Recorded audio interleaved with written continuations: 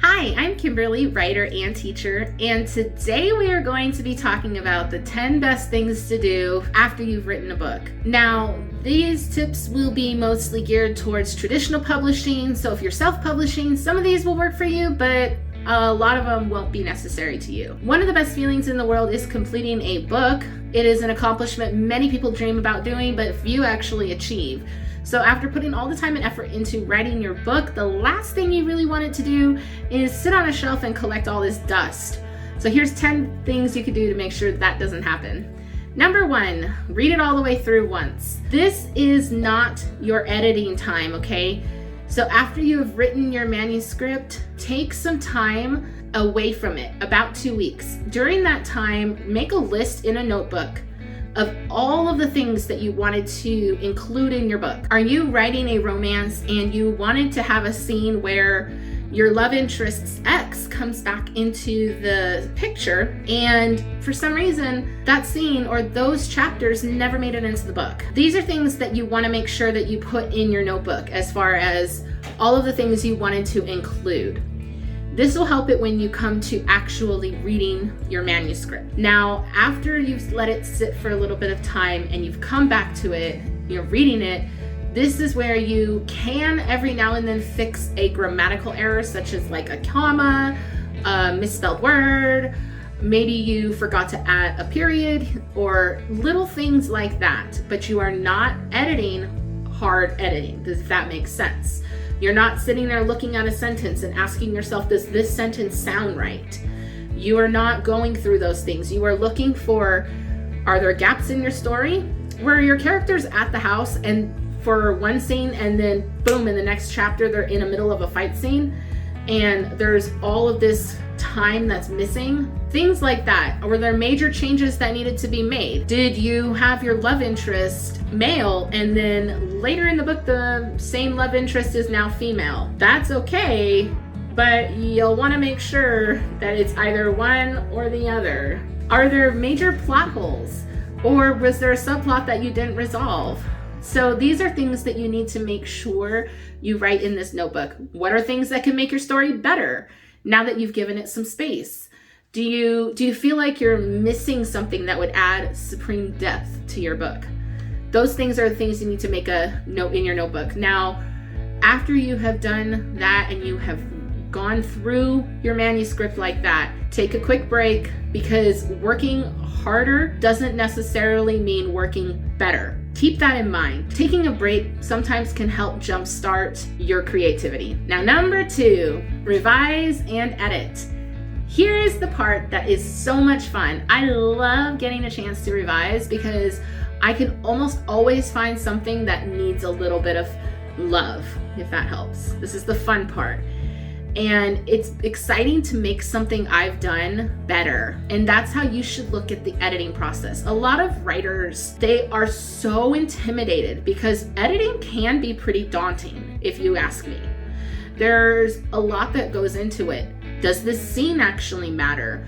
Or does the scene need to be cut in general? Why is it even there in the first place? Things like this are what make the editing process for a lot of people really hard, really daunting, and quite frankly, not a lot of fun. When you look at it like you get to make something better, how is that not something to be proud of? Really ask yourself, how is making something better not exciting for you? Because when you revise and you edit, you make it better. This is when you want to run it through Pro Writing Aid. And here we are. I got a link down below for Pro Writing Aid. Try it out. You will not be disappointed. Pro Writing Aid is made for authors, but you can use it for emails, marketing, reviews. They have an endless list of things you can do when it comes to using Pro Writing Aid. So if you are an author and you don't already have an account for Pro Writing Aid, please click the link below, make an account. And it also sometimes saves the pages that you upload. Each of these different sites that I'm referencing all have a free edition for you to be able to try out. They do have limitations, so when you're doing the free edition, I think for Pro Writing Aid, it's only 1,000 words at a time. Either way, it is useful. I pay for the premium package for Pro Writing Aid for the fact that I can edit as much as I need to. So this is where you want to do that. You want to make sure that your book, you go through each single chapter by chapter, looking at every single line, going through the things that you felt needed to be added, what was on your list that you wanted to include in your novel but didn't make it into your novel. If you're using a site that can clone your novel, before you start doing hard editing, I do suggest you clone your novel. It's a copy. If you don't know what that means, it pretty much just makes a copy of your book. I use NovelPad, and so what I'm able to do is go in and select clone, and it will automatically copy everything I've done in that book and make a second. And so it's good to have your original document there, so in case if you edit something you didn't mean to, or you end up not liking something that you had done, you can always go back and change it back to what you originally had. Of course, you could do this by backing up your work. Either way, have something that you can return to if you don't like it. Now, no one is perfect, and even some of the best writers need to edit their work. So editing is important to do.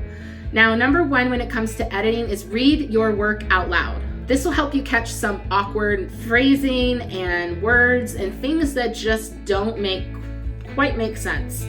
Now, if you don't like to read your document out loud yourself, you can go to editoutloud.com and you can create an account. I have a link down below as well. If you use the link, you will sign up. You will get 1 week free of Edit Out Loud Premium. What it does is it will take your manuscript. All you do is you go in, you upload it, and you can download the Edit Out Loud app from the App Store and listen to it on your phone, listen to it wherever you're at. That's one way you can hear your document if you don't read it out loud yourself. This is when you're editing for clarity and concision. Make sure your sentences are clear and concise and that your points are easy to follow. And make sure that you check your grammar for typos and any of the things, passive voice, your pacing, your consistencies, all of these things that matter, make sure you're checking those. Number 3, research your genre. Now, this isn't as easy as it sounds, but pick 1 to 3 genres as a tool to help agents and publishers as well as your readers. Your readers matter. Your book's genre is not just there so that it can be a place where your book goes in the store. That's not the only reason why you have a genre. Your genre has very specific things that readers are looking for. In, let's just say, a romance. In a romance, it is expected for it to end in a happily ever after or a happily for now. If you write a romance and the ending is some sort of tragedy, you didn't write a romance, you wrote a drama. And so it is important to understand the difference between a fantasy, a self-help book. I mean, these things matter. So before you go ahead and start thinking that it's great to invent the wheel when it comes to the genre, think again, because that is not how that works. And readers, as well as publishers, they need to be able to narrow down your genre. Now, number 4, if you haven't already, you need to have an author platform. Now, a lot of people say that you don't need one until the end of your writing. And I don't understand how that makes any sense. You could promote yourself and make yourself Googleable for people. You don't need to spend a lot of money. You can create a page with GoDaddy, Squarespace, or even Wix. Wix is a free hosting site. However, you do need to buy the domain name. Check with those sites if they're interested in them. They are down below as well. And you don't need to spend a lot of money to be able to start a author presence. Something that other people can find you on.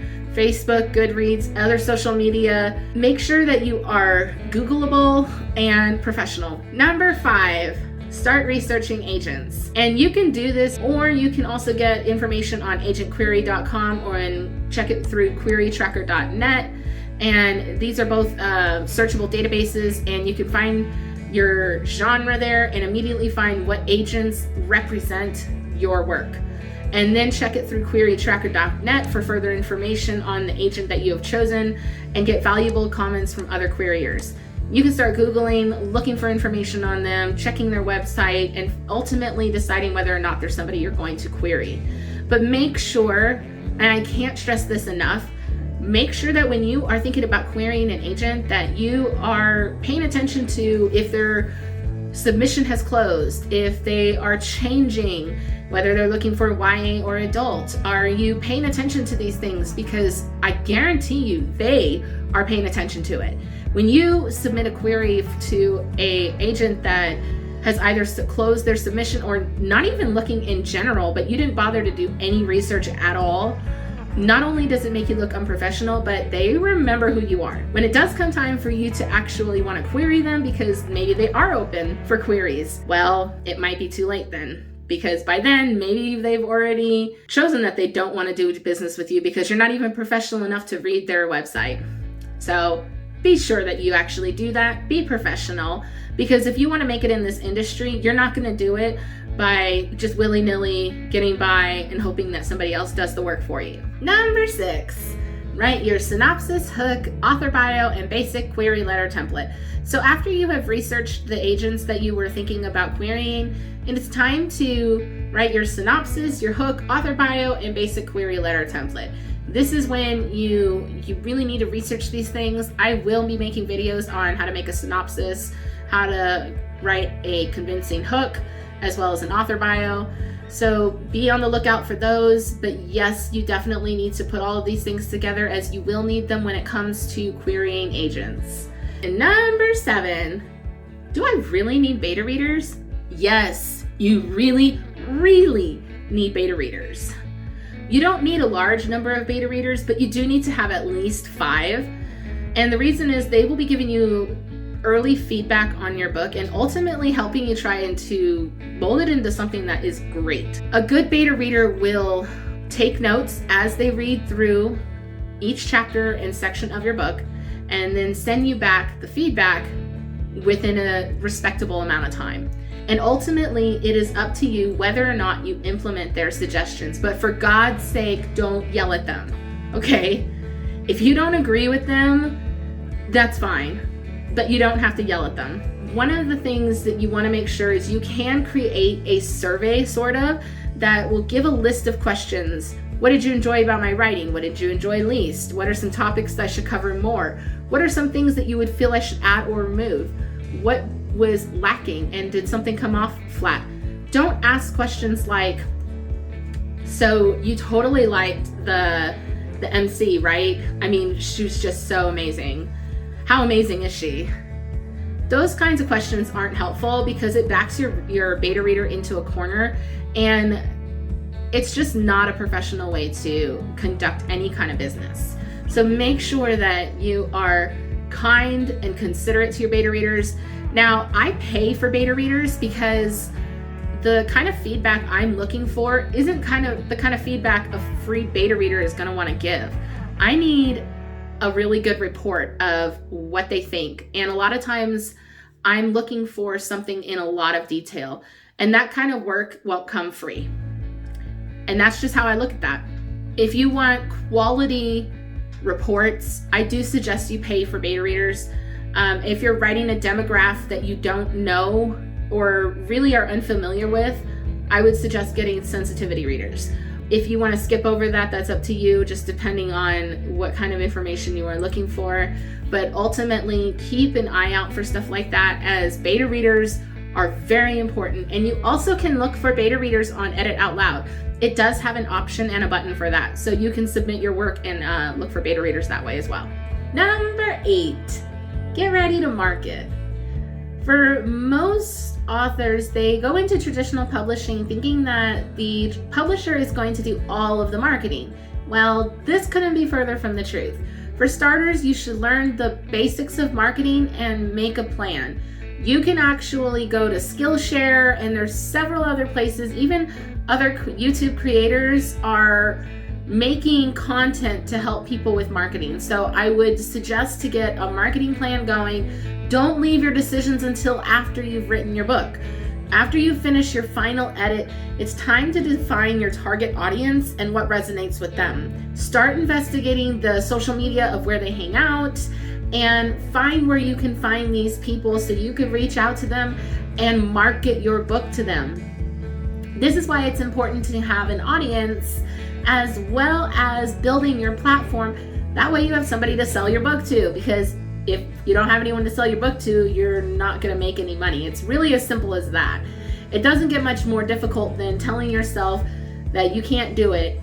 Marketing is typically the hardest thing people say to do, but you can contact your news station, podcasts, you can try and get on other YouTube creators' channel and see if you can get any kind of interviews and such. And you can also leave a page in your book or at the end of your book somewhere that will tell the reader to please hop over and leave a review as well as a rating. This will also help with your marketing, as reviews are so important, but they're so hard to get. So I understand that. But all in all, market is hard, but you've got to do it. Otherwise, you won't make any sales.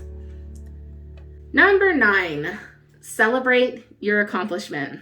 I can't tell you how amazing it is for you to have written a book and for you to have completed it. Congratulations to you. You've done something amazing. And I just want to be here to say that, because whether or not other people have, it is a big feat and you should be proud of yourself. So congratulations. I want to make sure that you realize that this is a big deal. Number 10, implement the information from your beta readers and make your final draft. This is where you take any of the information that you were going to use from a beta reader and you change it up into your manuscript. And this is when you have polished your manuscript the absolute best you can and you are ready to send out that query, as well as all of the other information about your book to your agent that you want to query. And at this point, this is when you have reached the top of the mountain and you are ready to go. Now, if any of this information was helpful, please subscribe. I really appreciate it. And I hope that you have a great time contacting these agents, because I guarantee, take these steps, you won't be sorry. This has been a great time talking to you. I hope you had a great day. Please subscribe and see you in the next video. Bye.